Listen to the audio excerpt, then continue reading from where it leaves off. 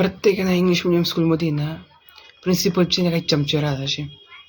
जे चमचे काय करतात, समजा एखाद्या शिक्षकाने काही चूक केली तर ते डायरेक्ट त्या याला सांगतात, प्रिन्सिपल सांगतात की या सरांनी अशी चूक केली, मॅडमने अशी चूक केली वगैरे.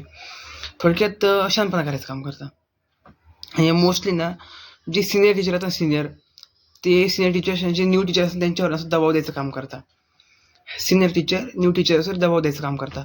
म्हणजे त्यांना असं काय म्हणजे प्रेशर करून, एखाद्याला प्रेशराईज करून काय मिळतं. जेव्हा मोस्टली मी जॉबला होतो ना, तेव्हा एक गोष्ट प्रॉब्लेम असा यायचा की जे सिनियर टीचर होते ते मुले आम्हाला प्रेशराईज करायचे. म्हणजे प्रत्येक गोष्ट असेल, प्रत्येक काम असेल ते मला सांगितलं जायचं. उदाहरणार्थ मी इंग्लिश सब्जेक्ट शिकवतो, इंग्लिश पण मी शिकवायचं. त्यांचे एखादं लेक्चर बाकी असेल मॅथ्स पण मी शिकवायचं. आणि त्यांचं असं म्हणणं राहायचं की समजा स्कूलची काही रील्स वगैरे तयार करायची असतील, ॲडव्हर्टायझिंग म्हणा सगळे, आणि ते सगळे कामं पण आम्हीच करायचे. मग ते सिनियर टीचर काय करायचे, प्रिन्सिपल एक प्रकारे असं प्रेशर करायचे की आता हे न्यू टीचर्स आहे, या तुम्ही प्रत्येकाला काम सांगितलं पाहिजे असं. माझं म्हणणं ते नाही. माझं म्हणणं हे की त्याचं प्रत्येक टीचर काम करतोय ना, तू पण काम केलं पाहिजे ना. प्रिन्सिपल चुकल्या लावून म्हणा की प्रिन्सिपल समोर शहाणपणा करून काय म्हणणार तुम्हाला. आता या गोष्टी आम्ही प्रिन्सिपल समोर बोलू शकत नाही, बरोबर. जे न्यू टीचर्स असतात, अपकमिंग म्हणा किंवा फ्रेशर असतात, ते बोलू शकत नाही.